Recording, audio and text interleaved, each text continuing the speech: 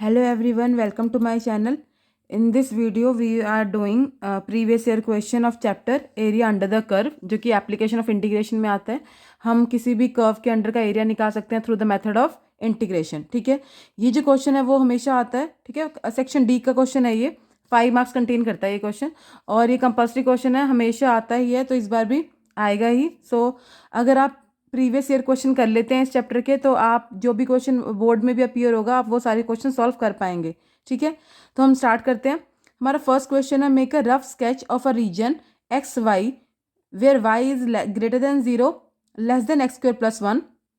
एक हमें दे रखा है वाई जो है वो 0 से बड़ा है, एक्स प्लस 1 से छोटा है, और एक हमें एक्स दे रखा है जो कि 2 से छोटा है. तो यहाँ पर हमारे पास तीन चीज़ें हैं, एक है कर्व और दो है लाइंस. ओके, सो जब भी आपको इक्वेशन ऐसे इस फॉर्म में गिवन हो, y equal to x square की फॉर्म में, तो this is equation of parabola always. y equal to x square plus 1, ये जो इक्वेशन है वो इक्वेशन ऑफ पैराबोला होती है. अगर आपके पास इक्वेशन कुछ इस फॉर्म में है, y equal to under root x minus 5, इस फॉर्म में अगर इक्वेशन है तो वो इक्वेशन ऑफ सर्कल बनती है. और अगर आपके पास X square upon A square plus Y square upon B square equal to C square, ऐसी कोई इक्वेशन है तो इक्वेशन ऑफ इलिप्स बनती है.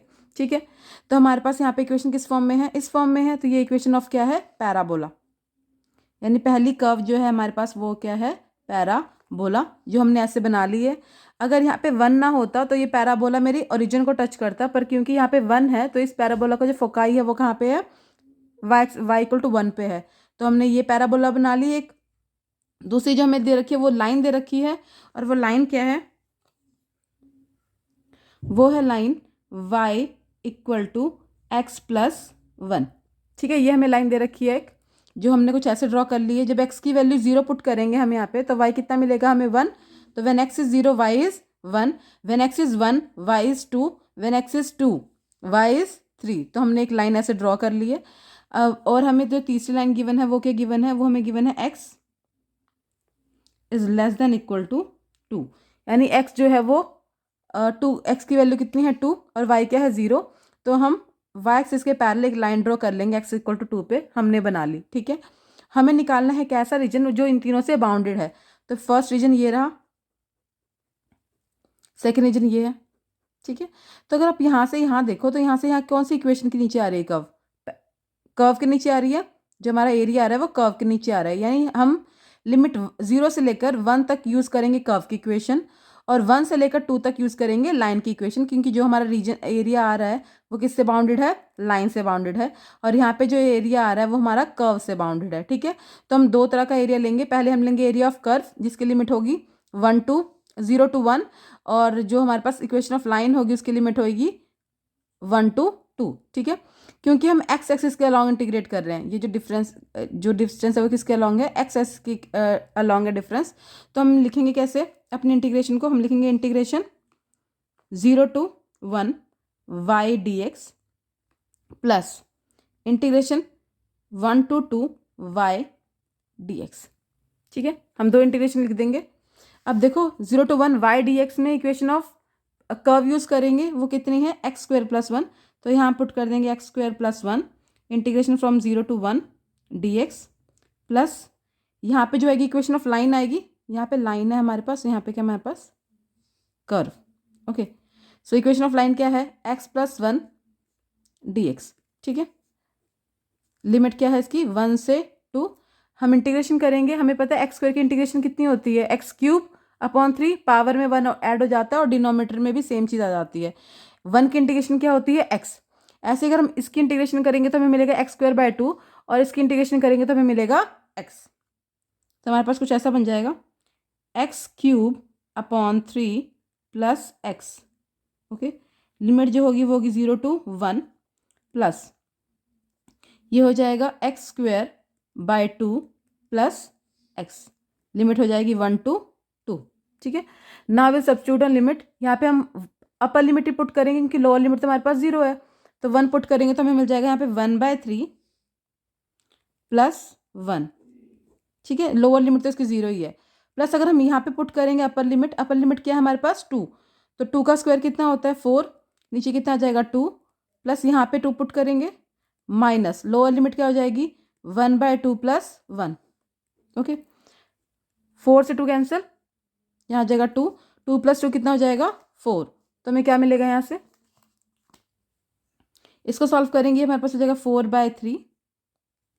ठीक है, ये हो जाएगा 2 प्लस 2 4, 4 माइनस 3/2, 4 माइनस 3/2। ओके, इसको सॉल्व करेंगे 4 2 ज़ा 8, 8 माइनस 3 5, तो ये हो जाएगा 5/2। तो हमारा मिलेगा 5, 4/3 प्लस 5/2। एलसीएम ले लो इन दोनों का, कितना जाएगा 6।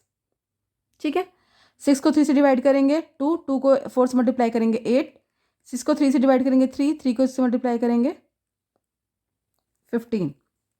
तो our answer will be 23/6 square units.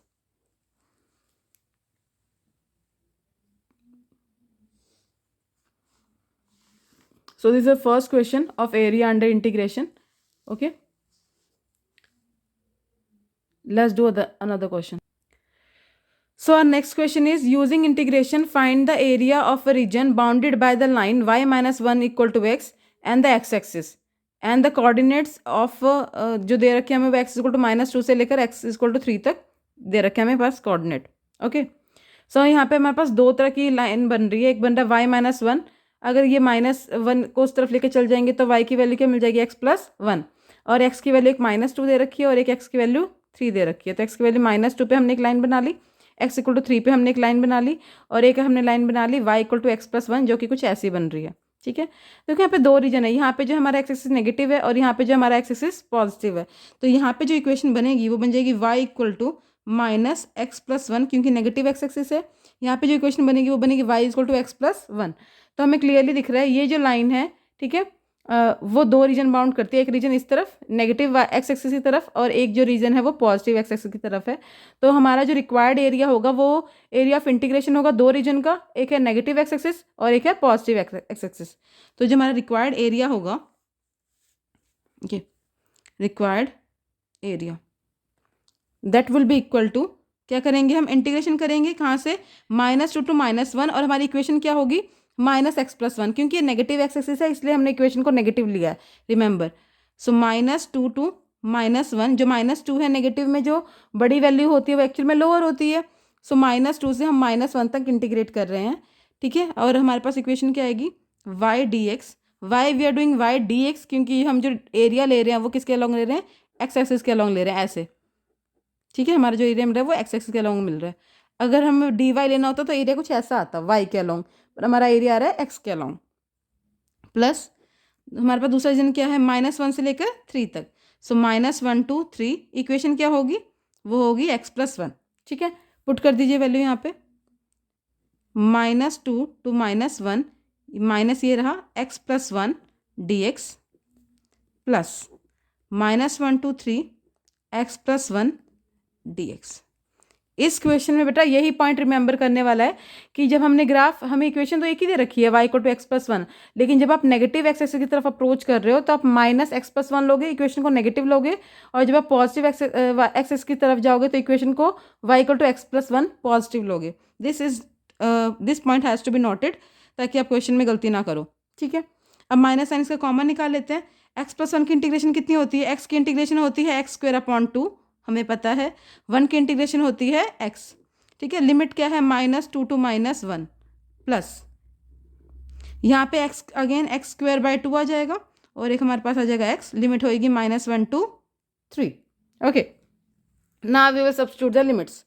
-1 put करेंगे, ये माइनस साइन बाहर ही रहा, जब -1 पुट करेंगे तो -1 का स्क्वायर कितना होता है 1, तो दिस विल बी 1/2।